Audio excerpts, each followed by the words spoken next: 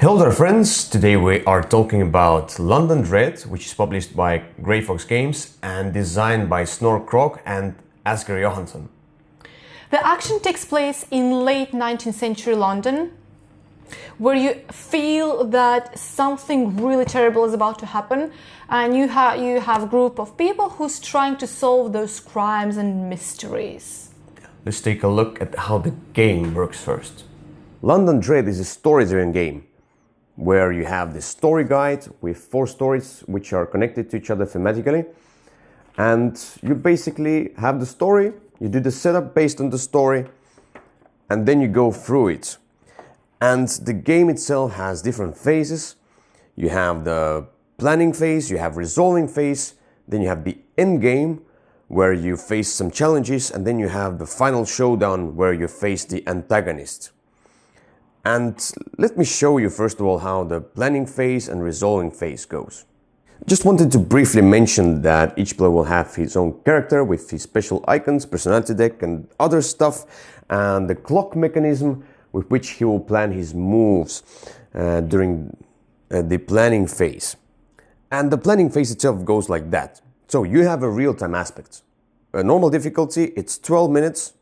You have a timer, 12 minutes. During this 12 minutes, you can discover as many cards as you want, each player basically. We do it together, we cooperate, and then you, at the same time, you will plan your moves as well. And it's really easy. You can just turn over the cards anywhere, and whenever you find a plot, you will replace this plot with the top card of that deck over there, which is now a plot card that you have to resolve. You have to resolve these plot cards, and you have to resolve them in the order of A, B, C, D, and so on. And you also have to resolve them during the particular time. This is during the morning and such. So, and you will basically open different cards in order to find these plots, and then you will replace them with others, let's say like that. At the same time, you will also plan. And planning is really easy. You have numbers from 1 to 6. These are the tokens there. And the other set of tokens are arrows. Arrows are for moving from one district to the other district. And the numbers are based on like particular locations. I mean, like each district has a location of 1 through 6. And for example, if I'm on this district right now, and I want to go to the card number 6, this is West 6, and we all start from the 6th morning, I'll just put this token here, the 6. I have planned that I will go on this card here, and everyone will plan his moves. If I want to move somewhere else, I will use the arrow. For example, if I want to go north, I will use the arrow and go, and during the 8 a.m. I will go to north, and then I will go to any other card, and I will plan that. So, but how the encounters go? Whenever we have planned everything, the 12 minutes are gone, we'll do resolving. And whenever you go on such cards, these are the dread cards. These are the possible icons that you can use on that dread card, and this is the strength of the dread card. So you have to use, you need to find 5 icons. You can do all 5 lions, or you can do a combination of these icons, but you need these icons. And you can have these icons from your own, soldier, the character. You can use the virtue token, which is like one-time ability. Or you can also use the confidence deck, which is a common deck to everyone, but you have to discard this card, so it's a one-time use. You will turn them over, you have some extra icons. Basically, you will resolve this. Whenever you resolve the dread card, it will not go just into this card, it will go into this investigation deck. And then, in the future turns, it can help you with these icons. When you go, like with 2 and 3 player game, you have allies. Allies are just, you go on them, you pick them up, and you have them, and they will give you some extra icons. With plot cards, whenever you go on a plot card, you can see it still has icons, but doesn't have any strength, which means that you still need these icons in order to get the dice. And as many icons you have, let's say I had 2 lions and 3 owls, okay, I get 5 dice, yeah? Also, you will use your personality deck. You will just pull out one card in your personality randomly, and it might help you and might not. And then you will roll the dice, and you will use successes to do something that's written on the cards. So, for example, here, if I did 2 successes, so I'm in the clear, which is really nothing happens basically. These are the things that can happen during the resolving phase. Also, what can happen when you do plot cards, sometimes you will pull out this card. Each one of you has. Roll the trauma die. Nothing else happens, but you have to roll the trauma die. You roll this die and you can get either, you will raise the dread, which is bad. It will basically strengthen the final boss. You can get injured, you can get unhinged. And these are these cards. If you get the first card, you're still fine. If you get the second of the same card, you don't take the card, but instead you will raise the dread level by 5. And then the boss will get even stronger. And this is the resolving phase. And you do that and you have to resolve all of the plot cards that are there in order to proceed to the end game. But let's go to the end game and we show you how it works. During the end game, you will face the challenges. And when you defeat them, you will get a bunch of dice that you need in order to defeat the antagonist in the final showdown. But before each challenge, you also have a possibility of going out of this end game, but then you will not collect any dice and you will go straight into the final showdown. And then in the final showdown, you will combine your power, all your dice together, and you roll them and such. But here, let's say everyone has decided to stay. You'll turn on the first challenge card. And the challenge cards work like plot cards plus dread cards. Which means they have strength, they have the icons that you need to match, but you will also use your personality deck. You will turn over the card, you will see if it has helped you or not. And the bad thing, let's say you will get this card, you have to roll the trauma die. You will roll the trauma die, and if you will get the same card that you already have, like say one unhinged, you will get another unhinged. Instead of just raising the dread level, you will be defeated and you are out of the game, which is really bad. That's why sometimes you decide not to go further. And if you defeat these cards, you will get extra dice. And then we'll go to the final showdown. During the final showdown, you will try to defeat the antagonist. And the dread level will show you how many successes you need on the dice. And each player has collected his dice during the end game, and he will roll this dice,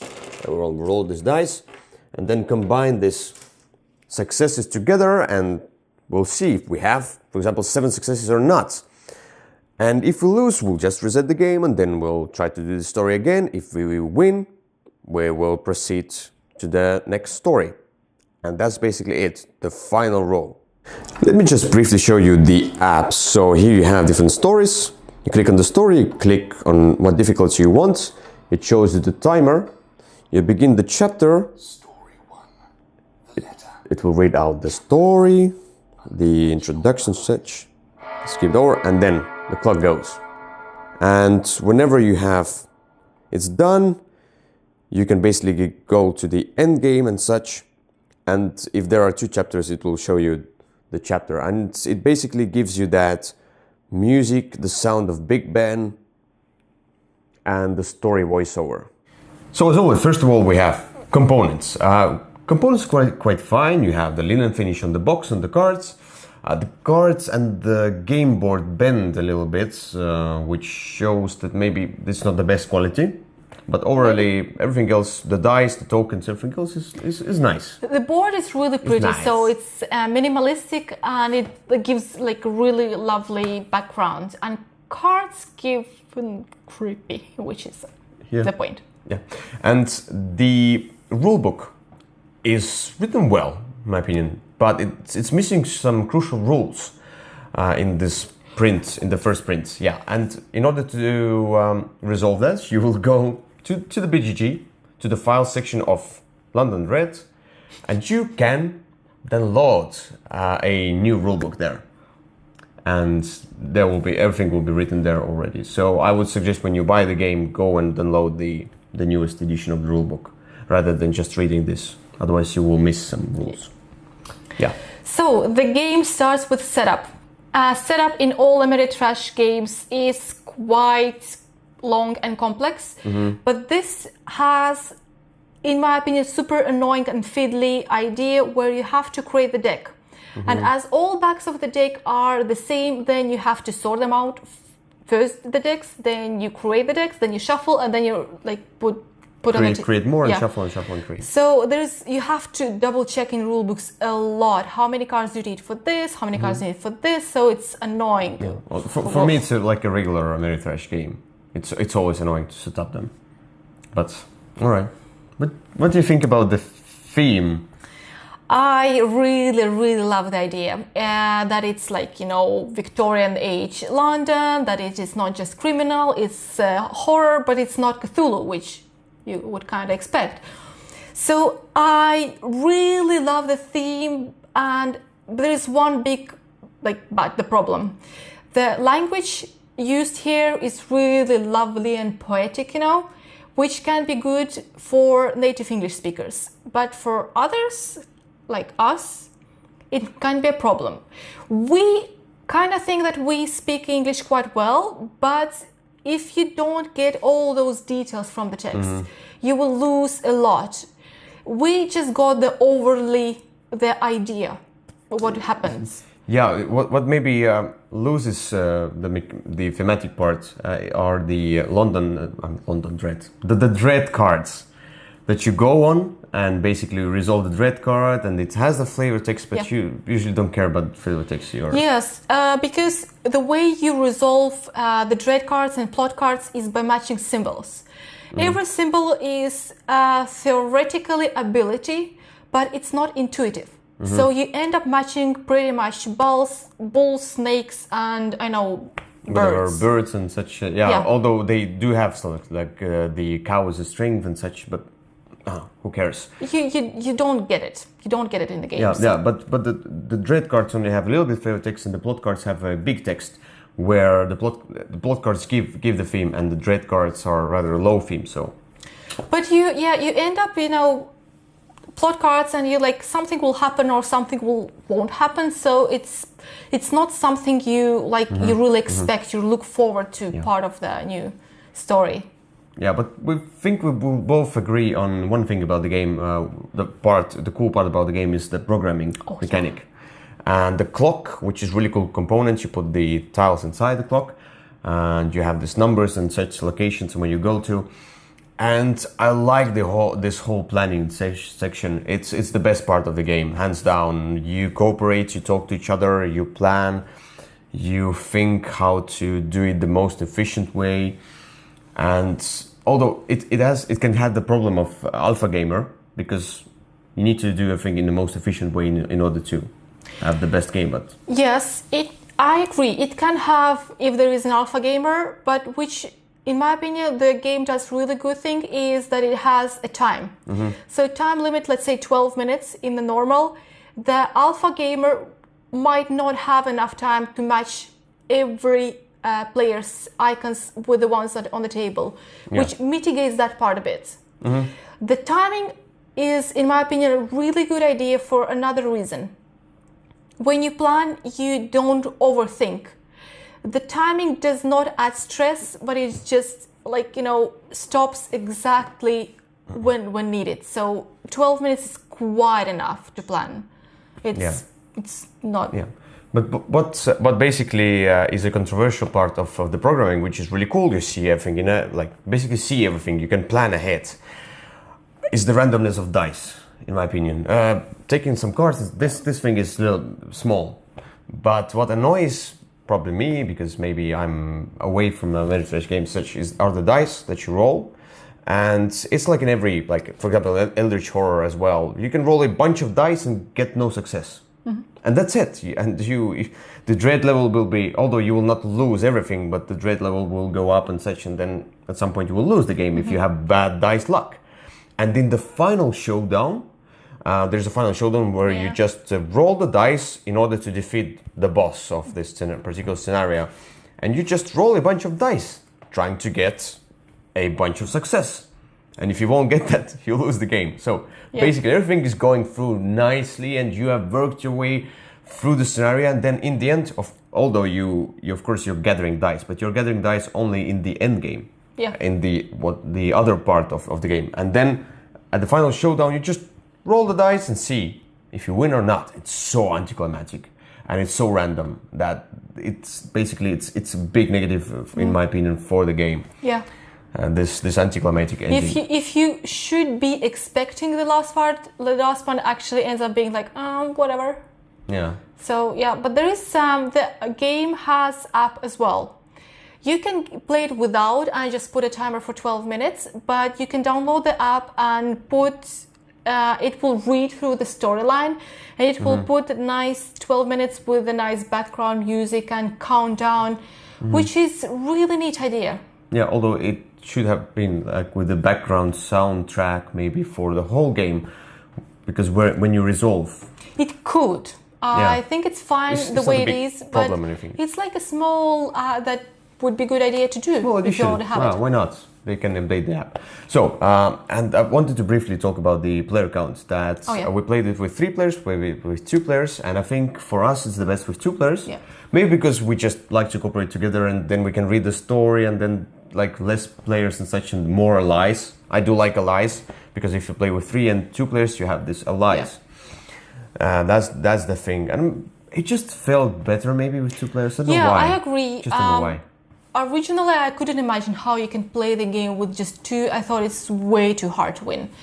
But we tried. We ended up liking it more than than 3 players. Yeah, we haven't played with 4, but basically.